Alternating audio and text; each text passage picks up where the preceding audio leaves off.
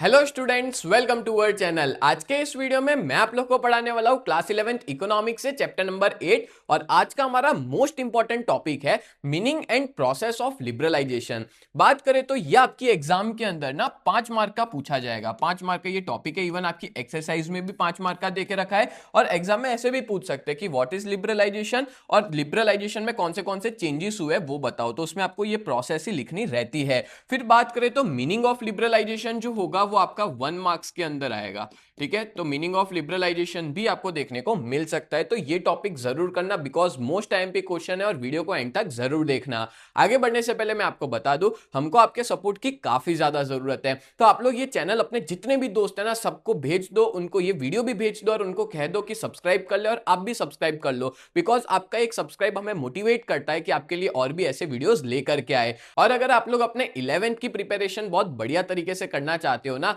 तो हम लोग आपके लिए लेके आए हैं नीव बैच। आप लोग नीव बैच में ज्वाइन हो सकते हो, जहां पे अकाउंट, स्टेट्स, इकोनॉमिक्स, ओसीएम चारों सब्जेक्ट बहुत बढ़िया तरीके से पढ़ाए जाते हैं। और अगर ऐप में आपको ज्वाइन होना है तो उसके लिए हमारी ऐप डाउनलोड करनी पड़ेगी। प्ले स्टोर और ऐप स्टोर पे यूजीटी सर्च कर सकते हो या डिस्क्रिप्शन में ना उसकी लिंक देके रखी है। तो चलिए शुरुआत करते हैं आज के हमारे इस टॉपिक की meaning and process of liberalisation. सबसे पहले हम लोग देखते हैं लिबरलाइजेशन होता क्या है। ठीक है, उसका मीनिंग समझते हैं। तो देखो, इकोनॉमिक रिफॉर्म्स जो आए थे ना, एलपीजी, जिसमें से एल का मतलब होता है लिबरलाइजेशन और इसका मतलब है, देखो इसके नाम से ही आपको समझ आ जाएगा, लिबरल। लिबरल यानी कि होता है थोड़ा फ्री होना। ठीक है, थोड़ी छूट छाट देना, उसको लिबरल कहा जाता है। तो लिबरलाइजेशन मतलब क्या है? एक ऐसी फ्रीडम जो किसको दी जा रही है? प्राइवेट एंटरप्राइज को, यानी कि जो प्राइवेट बिजनेसेस है उनको फ्रीडम दी जा रही है, जिसकी वजह से वो मार्केट के अंदर बहुत अच्छे से परफॉर्म कर पाए और मार्केट के ऊपर पूरा छोड़ दिया जा रहा है। मार्केट के जो फोर्सेस होते हैं, डिमांड सप्लाई, उसके ऊपर पूरी की पूरी कंट्री को छोड़ दिया जा रहा है। And reduce interference bye the state. यहां पे स्टेट का मतलब है गवर्नमेंट। तो जो भी गवर्नमेंट के दखल अंदाजी है, दखल अंदाजी यानी कि हर एक चीज में जो गवर्नमेंट इन्वॉल्व होती है कि आपको ये बिजनेस करना है तो ये लाइसेंस, वो सारी चीजें क्या कर दी गई? रिड्यूस कर दी गई। ठीक है, in a way relaxing policy restriction imposed on economic activity. और जितने भी रिस्ट्रिक्शंस लगाए थे वो सारे हटा दिए और एक रिलैक्सिंग पॉलिसी ला दी है। ठीक है, जिसकी वजह से कोई भी बिजनेस बहुत आसानी से खोल सकेगा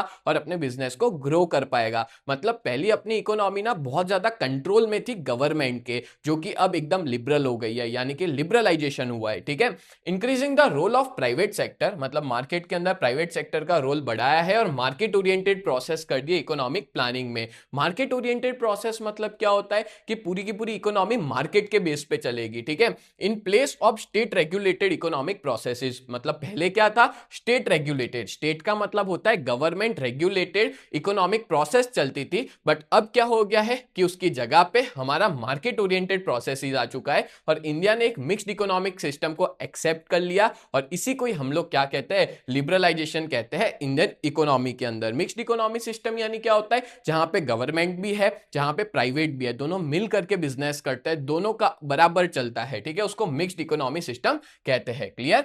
नेक्स्ट आगे बात करें तो in the process of liberalisation, ये उसकी प्रोसेस नहीं है, ये मीनिंग के नीचे ही देके रखा हुआ है कि लिबरलाइजेशन के प्रोसेस में और क्या क्या हुआ। ठीक है, मतलब क्या क्या चेंजेस देखने को मिले लिबरलाइजेशन के अंदर। तो पहला है, there is gradual decline in the control imposed by state. यानी कि जो भी गवर्नमेंट ने जो भी कंट्रोल रखे थे वो सारे के सारे कंट्रोल डिक्लाइन हो गए। डिक्लाइन का मतलब हो गया कम हो गए। ठीक है, मतलब पहले बहुत ज्यादा रिस्ट्रिक्शंस था, अब सारे रिस्ट्रिक्शन कम हो गए। और मार्केट के अंदर जो भी दो फोर्सेस है, आपको पता ही है पूरा मार्केट किसके ऊपर निर्भर करता है? डिमांड और सप्लाई पे। तो पूरा मार्केट छोड़ दिया गया डिमांड और सप्लाई के बेसिस पे। मतलब जो भी इकोनॉमिक डिसीजन है वो डिमांड सप्लाई के बेसिस पे लिए जाएंगे। तीसरा, जो प्राइवेट सेक्टर है उसको सिस्टमेटिकली अलाउ कर दिया कि वो इन्वेस्टमेंट कर सकता है वो एरियाज में भी जो रिजर्व थे पहले पब्लिक सेक्टर के लिए। मतलब बहुत सारे ऐसे बिजनेसेस थे जिसमें सिर्फ पब्लिक सेक्टर अलाउड था, बट अब इसमें प्राइवेट सेक्टर भी अपना बिजनेस कर सकते हैं। जैसे एग्जांपल दूं तो इंश्योरेंस।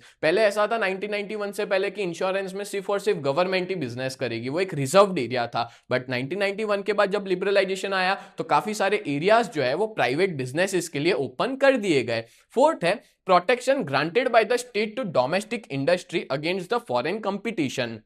मतलब पहले क्या था पता है, जो अपना स्टेट यानी गवर्नमेंट, जो गवर्नमेंट है ना, वो अपनी डोमेस्टिक इंडस्ट्रीज को काफी प्रोटेक्ट किया करती थी। प्रोटेक्ट करना मतलब कि जो भी फॉरेन कंपटीशन है ना, फॉरेन के गुड्स है, उसको आने नहीं देती थी महंगे में, मतलब उसके ऊपर टैक्स वगैरह ज्यादा लगाती थी तो महंगे में बिके। तो ये जो प्रोटेक्शन था ना, उसको रिड्यूस कर दिया सिस्टमेटिकली। और ये जो डिस्क्रिमिनेशन हो रहा था, भेदभाव हो रहा था डोमेस्टिक गुड्स और फॉरेन एंटरप्राइज के अंदर, वो भी धीमे धीमे नैरो डाउन यानी कि कम हो गया। ठीक है, जैसे एक एग्जांपल दिया है, if the government has imposed restriction on cheaper imports and better quality imports as well to enable sales of domestic goods, then such restrictions are reduced। हाँ, ये हम कह सकते हैं कि पहले जो गवर्नमेंट है उन्होंने बहुत रिस्ट्रिक्शंस लगाए थे चीपर इंपोर्ट पे। चीपर इंपोर्ट यानी कि जो सस्ते गुड्स होते हैं वो इंडिया में आने नहीं दे रहे थे। ठीक है, और जो अच्छी क्वालिटी के भी इंपोर्ट्स है उनको भी नहीं आने दिया जा रहा था, क्योंकि वो हमारी यहाँ की इंडस्ट्रीज के साथ कंपटीशन करेंगे और अपनी इंडस्ट्रीज बंद हो जाएगी। इस वजह से रोक के रखा था कि कोई फॉरेन कंपनी इंडिया में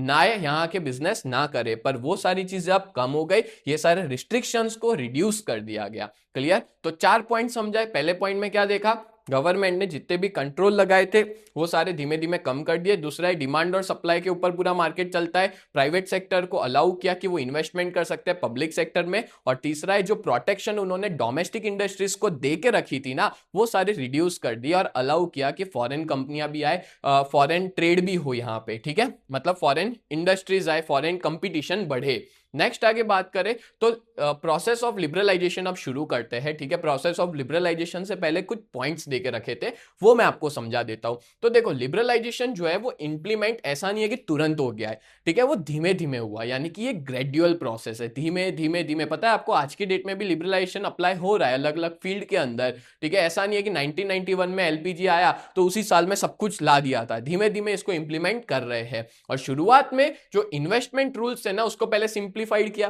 कि इन्वेस्टमेंट के अंदर बहुत ज्यादा रिस्ट्रिक्शंस थी, उसको सिंप्लीफाइड किया, जिससे जो डोमेस्टिक प्रोड्यूसर और इन्वेस्टर्स है वो फॉरेन इन्वेस्टर्स, मतलब डोमेस्टिक इन्वेस्टर्स और producers as well as foreign investors, वो लोग आसानी से इन्वेस्ट कर पाए। नेक्स्ट पॉइंट है इनिशियली, उसके बाद जब सिंप्लीफाइड कर दिया इन्वेस्टमेंट रूल को, देन आफ्टर बात करें तो कंज्यूमर गुड सेक्टर्स को भी ओपन कर दिया इन्वेस्टमेंट के लिए, फॉरेन कंपनीज के लिए। ठीक है, कि फॉरेन कंपनीज भी इंडिया में आके गुड्स को बेच सकती है। बाद में सर्विस सेक्टर को ओपन किया, देन आफ्टर फाइनेंशियल सेक्टर को ओपन किया। हम ऐसा कहेंगे कि गवर्नमेंट ने स्ट्रेटेजिक लिबरलाइजेशन प्रोसेस लाई है। धीमे धीमे धीमे करके अलग अलग सेक्टर को ओपन करते चले गए कि उसमें प्राइवेट भी अपना बिजनेस कर पाए। क्लियर? नेक्स्ट आगे बात करें। आगे बढ़ने से पहले मैं आप लोग को बहुत इंपॉर्टेंट इंफॉर्मेशन देना चाहता हूं। अगर आप लोग 11 जीएसईबी कॉमर्स में हो और अपनी प्रिपरेशन बहुत ही बढ़िया तरीके से करना चाहते हो ना, तो आप लोग हमारी इस बैच में ज्वाइन हो सकते हो। हमारी बैच का नाम है न्यू बैच, जहां पे हम लोग 4 सब्जेक्ट पढ़ाते हैं, अकाउंट, स्टैटिस्टिक्स, इकोनॉमिक्स और ओसीएम। और इन चारों सब्जेक्ट के आपको लाइव लेक्चर्स भी हम मिल जाएंगे, मतलब मंडे टू सैटरडे हर रोज लाइव लेक्चर्स पढ़ाते हैं, as well as recorded videos भी प्रोवाइड करते हैं। आपको यहाँ पे रेगुलर टेस्ट दे पाओगे, साथ में हैंड रिटन नोट्स मिल जाएंगे, 24/7 डाउट सॉल्यूशन प्रोवाइड किया जाता है। और इस पूरे बैच की प्राइस जो है वो बहुत ही ज्यादा रिजनेबल है, 2999 पूरे साल के लिए, जब तक आपका 11th फिनिश नहीं हो जाएगा तब तक के लिए। और हमारी बहुत ही बढ़िया सी टीम है। मैं आप लोग को इकोनॉमिक्स और ओसीएम पढ़ाऊंगा, कल्पेश सर आपको अकाउंट्स पढ़ाएंगे, हिमल सर आपको स्टैटिस्टिक्स पढ़ाएंगे। और अगर आप लोग इस बैच के बारे में और ज्यादा डिटेल में पता लगाना चाहते हो तो आप लोग हमारी वेबसाइट को विजिट कर सकते हो। हमारी वेबसाइट का नाम है www.ugt.co.in। इस वेबसाइट पे आप लोग विजिट कर सकते हो। एज वेल एज अगर आप लोग ने अभी तक हमारी ऐप को डाउनलोड नहीं किया है तो प्ले स्टोर पे जाकर के यूजीटी नाम से आप सर्च कर सकते हो, प्ले स्टोर पे अवेलेबल है, जाके डाउनलोड कर लीजिए। और अगर आप लोग आईफोन यूजर हो तो ऐप स्टोर के ऊपर माई इंस्टीट्यूट के नाम से अवेलेबल है, आप वहां पे जाकर के भी डाउनलोड कर सकते हैं। और उसका ORG कोड है VUGKX, उसका ORG कोड है। ठीक है, और अगर आप लोग हमारा कांटेक्ट करना चाहते हो, अपने पेरेंट्स की बात करवाना चाहते हो, तो हमारा कांटेक्ट नंबर है 7202012221। ये हमारे ऑफिस का कांटेक्ट नंबर है, इस पे आप लोग कांटेक्ट कर सकते हो। सच बता रहा हूं, इस बैच में अगर आप ज्वाइन हो जाते हो ना तो आपका बहुत ही बढ़िया रिजल्ट आएगा। अभी तक बहुत सारे ऐसे बच्चे हैं जो इस बैच में जुड़ चुके हैं, और बहुत से ऐसे भी बच्चे हैं जो ऑफलाइन में भी ट्यूशन जाते हैं और अपने बैकअप के लिए वो लोग हमारी इस बैच में जुड़े हुए हैं, और जिनका रिजल्ट भी बहुत अच्छा खासा आ रहा है। तो जल्द से जल्द आप लोग हमारी इस बैच में जुड़ जाइए, जिसमें आपका ही फायदा है। चलो आगे बढ़ते हैं नेक्स्ट टॉपिक पे। तो प्रोसेस में कुछ इंपॉर्टेंट चेंजेस हुए थे। ठीक है, रेगुलेटरी चेंजेस जो देखने को मिले थे। जैसे पहला पॉइंट है, MRTP एक्ट जो था ना वो हट गया। और उसकी जगह पे आया कंपटीशन एक्ट। अब एमआरटीपी का आप लोग फुल फॉर्म याद रखना, एग्जाम में 1 मार्क में आ सकता है, ठीक है। एमआरटीपी का मतलब होता है monopolies and restrictive trade practice act, जो आया था 1969 में, ठीक है। बेसिकली ये जो एक्ट था ना, उसका काम क्या था कि एंटरप्राइज को प्रिवेंट करता था, मतलब मोनोपोली बनाने में हेल्प करता था बड़ी बड़ी एंटरप्राइज को, जो कि खराब है। मोनोपोली नहीं होनी चाहिए कंट्री के अंदर, कंट्री के अंदर कंपटीशन होना चाहिए। तो ये वाला एक्ट बंद हो गया जो 1969 में आया था, उसकी जगह पे कंपटीशन एक्ट आ गया जो 2002 में आया। सोचो, लिबरलाइजेशन हुआ था 1991 में और ये एक्ट 2002 में आया। तो मैंने नहीं कहा कि ये टाइम टू टाइम जो है वो अप्लाई होता जा रहा था, और ये एक्ट जो है उसने रिप्लेस कर दिया एमआरटीपी को, और ये एक्ट एम करता था अनहेल्दी कंपटीशन को रिड्यूस करने में, ठीक है। मतलब जो भी अनहेल्दी कंपटीशन चलती थी उस टाइम पे वो सब खत्म हो जाए। देन बात करें तो फेरा को हटा के फेमा आया, ठीक है। अब देखो, ये जो फेरा और फेमा क्या है वो मैं आपको बता देता हूं। तो पहले चलता था फेरा, ठीक है, जिसका फुल फॉर्म है फॉरेन एक्सचेंज रेगुलेशन एक्ट, और वो कब आया था? 1973 में आया था, ठीक है। ये एक्ट को बंद कर दिया, और वो उसमें क्या था ये एक्ट में ना, जो भी फॉरेन एक्सचेंज है या फॉरेन अर्निंग्स है, ट्रांजैक्शन है, वो सब यहाँ पे इन्वॉल्व होते थे, उन सारे रिगार्डिंग रेगुलेटिंग चीजें होती थी, मतलब कि रूल्स रेगुलेशन सारे होते थे, बट उसको हटा दिया। उसकी जगह पे आया फेमा, जिसका फुल फॉर्म है फॉरेन एक्सचेंज मैनेजमेंट एक्ट 1999, और ये एक्ट जो है वो फॉरेन एक्सचेंज अर्निंग को मैनेज करता था, और जितने भी ट्रांजैक्शंस है, मतलब उसको रेगुलेट नहीं करता था, उन सारे ट्रांजैक्शंस को मैनेज करता था। पहले वाले एक्ट में रेगुलेट किए जाते थे और यहां पे मैनेज किए जाते हैं, ठीक है। तो याद रखना, फेरा हट गया और फेमा आया, और कौन सी ईयर में आया? 1999 में आया। क्लियर? नेक्स्ट आगे बात करें तो नंबर 3rd पॉइंट है major changes were made in the industrial policy. Industrial policies में काफी सारे चेंजेस देखने को मिले। विच वन नोटवर्दी वॉज, मतलब जो काफी ज्यादा नोटवर्दी थे। Opening up for private sector, यानी कि जो भी प्राइवेट सेक्टर है उसके लिए काफी सारे एरियाज जो कि पहले रिजर्व हुआ करते थे वो सारे ओपन कर दिए गए, ठीक है। पता है, अभी आज की डेट की बात करें तो सिर्फ 3 ही ऐसे सेक्टर है जो गवर्नमेंट जिसमें बिजनेस चलाती है, मतलब बिजनेस कहो या उन सेक्टर को हैंडल करती है। कौन से 3 है? एक एटॉमिक एनर्जी, या हम कहेंगे सम रिलेटेड टू एटॉमिक एनर्जी, यानी जो भी मिनरल्स एटॉमिक एनर्जी के वो, और तीसरा हो गया रेलवे। यहाँ पे ना मेरे हिसाब से एक डिफेंस भी आना चाहिए, क्योंकि गवर्नमेंट सिर्फ और सिर्फ 3 जगह पे ये एटॉमिक एनर्जी, रेलवे और डिफेंस, ठीक है। तो इस तरह से ये 3 सेक्टर गवर्नमेंट ने अपने पास रिजर्व रखे। इसके अलावा के जितने भी सेक्टर है ना, सारे सेक्टर में अलाउ कर दिया गया कि प्राइवेट अपने बिजनेस को कर सकते हैं। क्लियर? नेक्स्ट ऐसा हुआ कि जो प्रोसीजर था फॉरेन इन्वेस्टमेंट का वो ज्यादा इन्वेस्टर फ्रेंडली बन गया। मतलब इन्वेस्टर फ्रेंडली मतलब हम आसानी से अब इन्वेस्टमेंट कर सकते हैं पूरी कंट्री के अंदर, और एक ऑटोमेटिक लाइसेंसिंग रूट बना दिया बहुत सारे सेक्टर्स के अंदर। कैसा रूट बनाया? ऑटोमेटिक लाइसेंसिंग रूट, ठीक है, जिसके बेसिस पे कोई भी फॉरेन कंपनी अगर अपना इन्वेस्टमेंट करना चाहती है तो वो आसानी से इन्वेस्टमेंट कर सकती है। And beside relaxation in the industrial policy, industrial policy में भी काफी रिलैक्सेशंस ला दिए, ठीक है। Relaxation in export import rules, export import के रूल्स में रिलैक्सेशन ला दिया, उसको अनाउंस कर दिया।